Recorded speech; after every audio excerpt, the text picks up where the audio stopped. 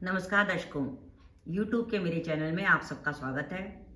आज मैं वीडियो लेकर आई हूँ कुंभ लगन व कुंभ राशि के लिए राहु और केतु का राशि परिवर्तन। राहु और केतु 30 अक्टूबर 2023 को राशि बदलने जा रहे हैं।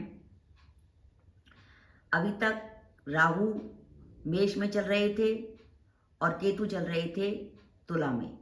मेष में राहु कुंभ लगन के तीसरे भाव में थे और जो केतु थे वो तुला में कुंभ लगन के भाग्य भाव में थे। लेकिन अब 30 अक्टूबर 2023 को जो राशि परिवर्तन हो रहा है उसमें जो राहु हैं वो मीन राशि में चले जाएंगे, जिसके कारण वे कुंभ लगन के दूसरे भाव में आ जाएंगे और केतु जो हैं वो कन्या राशि में चले जाएंगे, जो कुंभ लगन व कुंभ राशि के अष्टम में आ जाएंगे।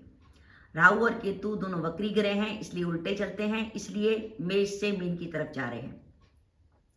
अब हम बात करें कि कुंभ लगन व कुंभ राशि के लिए राहु और केतु का मीन व कन्या में प्रभाव क्या होने वाला है।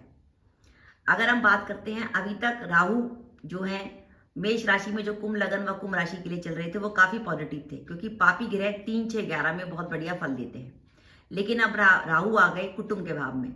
कुटुंब का भाव होता है हमारा परिवार का, धन संपत्ति का, हमारी वाणी का। कुटुंब भाव में राहु का आना मैं शुभ नहीं मानती। रीजन क्या है कि हमारे धन संपत्ति के भाव में अगर कोई पापी ग्रह आ जाए, अगर गोचर में भी आ जाए, तो इसका मतलब यह है कि धन संपत्ति में कमी होगी। अब कमी का कारण कुछ भी हो सकता है और कमी का कारण सीधा सा होगा कि खर्चे होंगे। खर्चे इतने होंगे कि हम बचत नहीं कर पाएंगे, तो नेचुरली हमारे धन की कमी होगी। और अचानक आप किसी ना किसी कार्य के संदर्भ में आपको अचानक धनहानि की भी संभावना बनती है। जैसे आप व्यापार करते हैं, आपने व्यापार में किसी से डील करी और वो काम उल्टा पड़ गया। दूसरे भाव से हम कुटुंब का विचार करते हैं, और बाई चांस अगर आप जॉइंट फैमिली में रहते हैं तो कुटुंब का आपके लिए बहुत अच्छा, बहुत अधिक महत्व है, क्योंकि कुटुंब में अगर कोई परेशानी होती है तो उसका प्रभाव पूरे सदस्यों पर पड़ता है।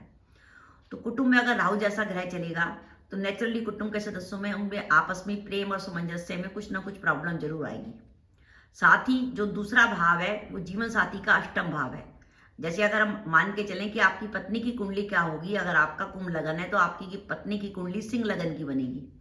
तो सिंह लगन से देखें तो मीन राशि अष्टम भाव में आती है। तो जीवन साथी के अष्टम भाव में राहु का आना इस बात का संकेत है कि जीवन साथी के स्वास्थ्य को लेकर दिक्कत, जीवन साथी को स्वास्थ्य की परेशानी, और अगर बाई चांस जीवन साथी नौकरी में है तो उसको अपने काम में परेशानी हो सकती है। साथ ही दूसरे भाव में जो राहु का गोचर होगा वो आपको पाचन तंत्र में खराबी दे सकता है, आंखों की समस्या दे सकता है। और दूसरे भाव को हम मानते हैं जो छोटे बच्चे पढ़ते हैं 5वीं 6वीं तक, तो दूसरे भाव में अगर राहु का गोचर होता है, बच्चे छोटे होते हैं तो उनका मन पढ़ाई से भटकता है। ऐसी अवधि में कई बार छोटे बच्चे पढ़ाई छोड़ भी देते हैं। साथ ही दूसरे भाव में जब राहु का गोचर होता है तो आत्मविश्वास में कमी होती है। दूसरा भाव जिसमें कुंभ लगन व कुंभ राशि में मीन राशि आती है, ये हमारा वाणी भाव है। वाणी भाव का संबंध जब राहु से बनता है, चाहे राहु की दृष्टि हो या राहु बैठे हों या आपकी कुंडली में राहु बैठे हैं, तो जाता की वाणी से कई बार झूठी बात भी निकल जाती है। आप इस बात को नोट कर लीजिए कि जिनके वाणी भाव में राहु है या जिनके वाणी भाव को राहु देखता है वो बड़ी आसानी से आपको झूठ बोलते हुए मिलेंगे। ये बात अलग है, वो उस झूठ से आपको परेशानी नहीं होगी, लेकिन वो अपने स्वार्थ सिद्धि के लिए जरूर झूठ बोलेंगे। ये मेरा अपने लाइफ का अनुभव है कि जिनके वाणी भाव में राहु बैठा हो या जिनके वाणी भाव को राहु देखता हो, वो बड़ी आसानी से कुशलतापूर्वक झूठ बोल जाएंगे, आपको पता नहीं लगेगा वो कैसे झूठ बोल रहे हैं।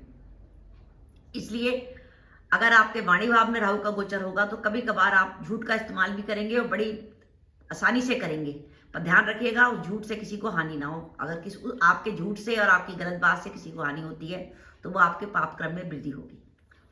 अब हम कुंभ लगन व कुंभ राशि में बात करें केतु की। केतु आ रहे हैं अष्टम भाव में। हमने ज्योतिष में सिंपल सा फंडा पढ़ा है कि 8वां और 12वां भाव खराब होता है, विशेषकर पाप ग्रहों के लिए तो बिल्कुल खराब। अब 8वें भाव में जब केतु आ रहे हैं तो उनकी दृष्टि द्वादश में जा रही है, यानी इसका मतलब यह है 8वें भाव में केतु का गोचर विदेश यात्रा के लिए बहुत उपयुक्त है। कुंभ लगन व कुंभ राशि के जो जातक विदेश जाना चाहते थे उनके लिए विदेश यात्रा का बहुत अच्छा समय आ गया। साथ ही ध्यान रखिएगा जब तक ये 18 महीने केतु आपके अष्टम में रहेंगे, 30 अक्टूबर से 18 महीने तक, घर में कहीं भी जाएं, घर को अकेला छोड़ के जाएं तो ताले चावे सब पूरी व्यवस्था करके जाएं। घर को अकेला ना छोड़े, घर में किसी ना किसी को छोड़ के जाएं या कोई व्यवस्था करके जाएं, क्योंकि जब गोचर में अष्टम में केतु चलता है आपकी कुंडली के, तो घर में चोरी की संभावना बनती है। साथ ही अगर आप घर में नंगे पैर घूमते हैं तो ध्यान रखिए कोई जहरीला कीड़ा या जंतु आपको ना खा ले। पैरों में किसी प्रकार के कीड़े या जंतु के काटने की संभावना बनती है। अगर आपके घर के आसपास सांप वगैरह है तो उसमें भी थोड़ी सावधानी रखिएगा। आंखों की सावधानी रखिएगा, आंखों में किसी प्रकार के नेत्रों की समस्या हो सकती है। अगर आप आंखों का या कंप्यूटर का इस्तेमाल ज़्यादा करते हैं तो हर 1-1.5 घंटे बाद अपनी आंखों को साफ पानी से धोइए। और कच्चे खीरे आप आंखों में काट के लगा सकते हैं, उससे भी आपकी रिलैक्स होंगी।